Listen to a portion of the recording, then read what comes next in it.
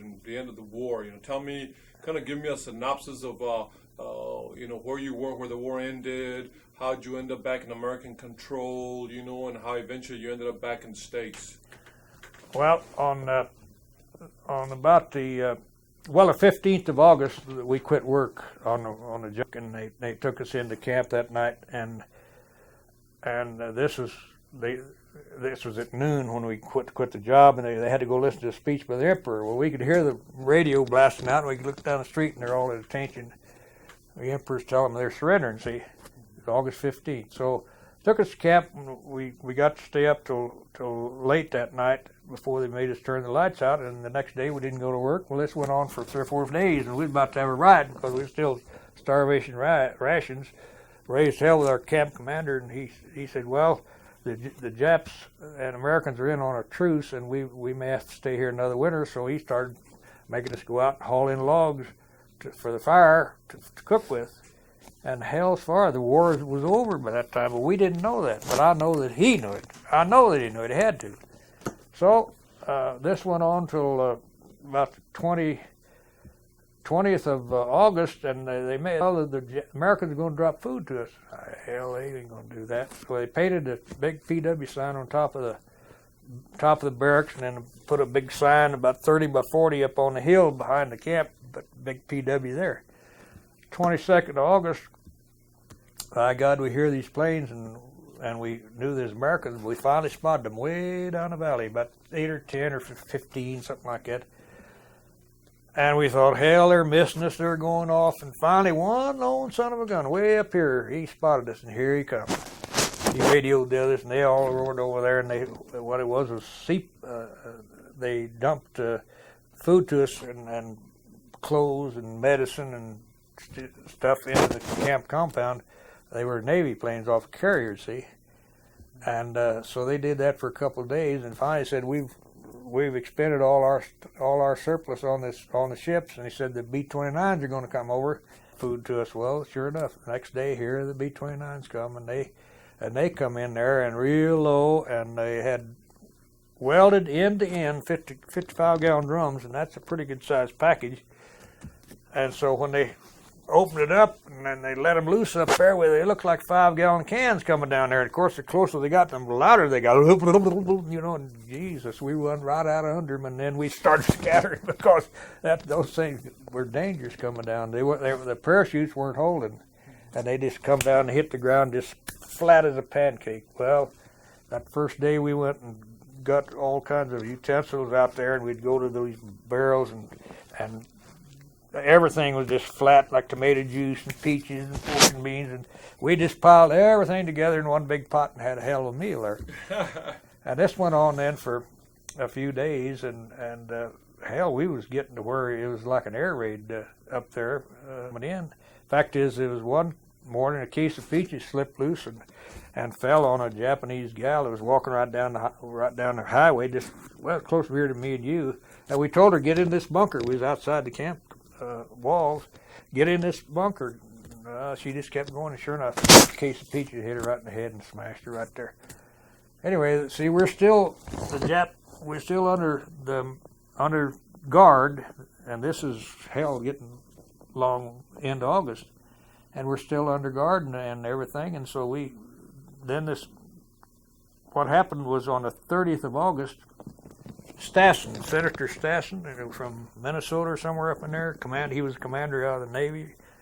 He flew in there, and he gets up on stage and he says, "Well, we're going to get you out of here as soon as possible. Just stay with it for a little while, and we'll get you out as soon as possible." Well, along about 4:00 in the afternoon, he left, and when he left, this Major Fellows went with him. Takes off, and when Fellows left, he said, "Well, I'm putting the next guy in charge here was a major that had been shot down out of the Air Corps over Rabaul, way down there."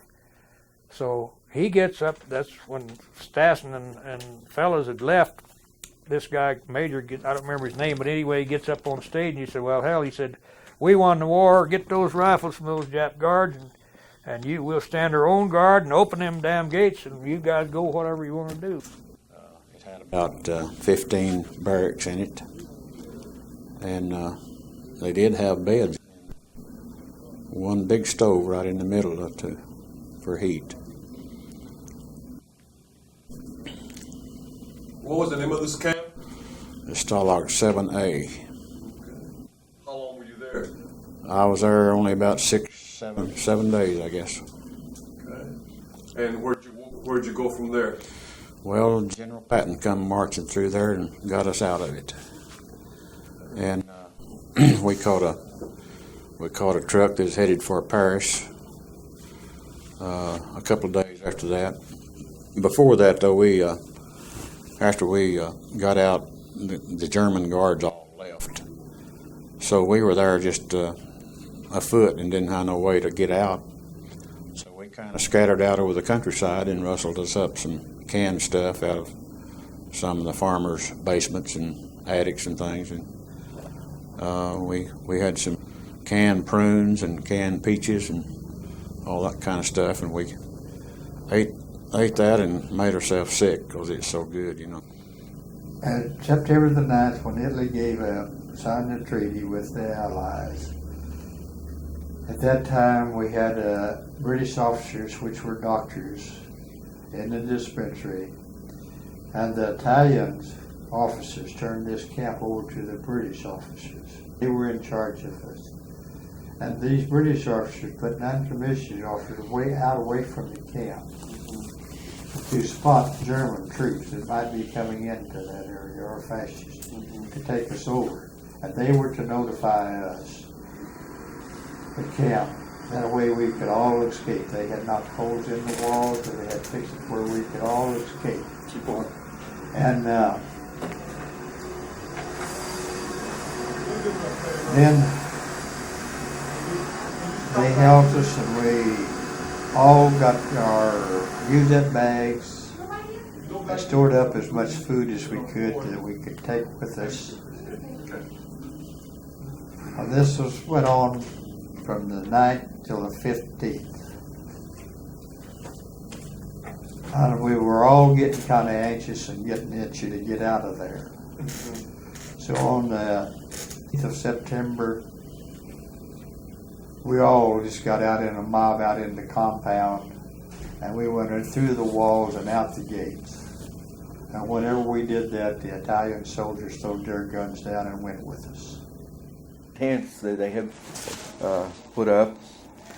Every evening, it was a roster of the GIs that was going to be repatriated the next day. And those list of people, they would get their bags and go sleep in a different area. So every day we go out there and look in the evening.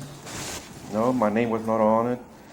And Chico, that got that cured my earache. We were the last two there. And God, hey Cortez, you know what? We're the last. Our name is not on there. So maybe they're gonna send us back because of the stuff we did, you know, back in the POW camp. And I said, well, hey, let's get our bags. You know, we got our bags and went to this area where everybody went to, and we laid there. And most of the night we talked, thinking that maybe they were not. So next morning came and loaded us up in a truck, and they took us to the American. I think it was Quezon. And the first thing I saw was this big black MP, big shiny buckle, you know. Got in there and sat in the truck until they started calling the people by name. And when they call your names, you have to, you know, get out. And I think General Mark Clark was there to greet us. And they had a little chapel set up there. We went in and thank God. You had your, let's see, they gave you the going away outfit, which was a jacket, and you've probably seen examples of what the shoes as compared to the Ho Chi Minh clodhoppers. And we were allowed to take the belongings from the Red Cross packages that arrived in March. That was my first confirmation that my name was on a established list. I got a Red Cross package in March that had my name on it, early March.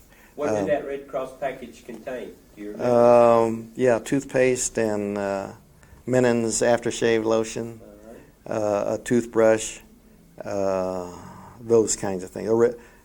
I don't. They took if there was a razor in there, they took that all. We not to be trusted, you know. See, was there food? I don't remember if there was any food in there or not.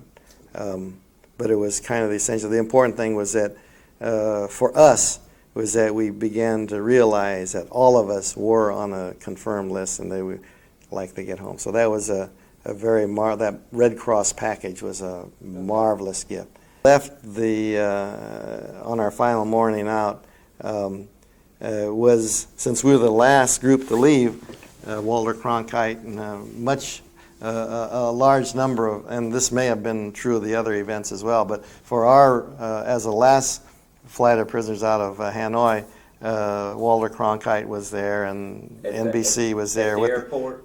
At our prison and in our cell. Okay. Now, and they were still present as we were getting on the buses, which gave me some feeling of security that they weren't going to just openly massacre or beat us or whatever. Right. There's no bombing, and then there was no AAA. You said, something going on. So we knew that instinctively something was going on. Why would they stop the bombing? And why would there be no AAA? The second night we knew, or I knew, where I thought, okay, something's going to happen.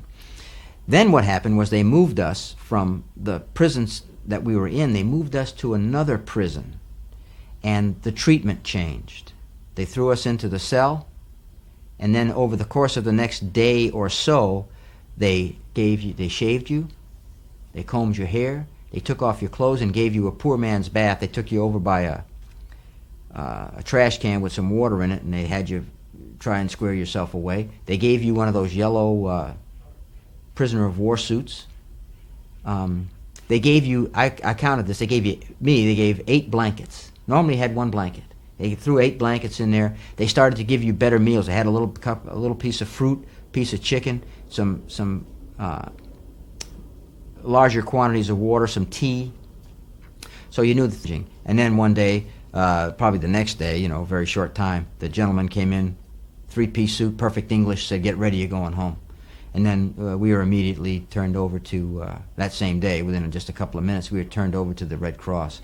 So it wasn't get ready, in 4 days you're going home. They didn't tell you what was going on, but you could instinctively figure something out based on the fact that there were no bombs being dropped, no AAA. You were moved. Why are they giving me chicken? Why are they shaving me?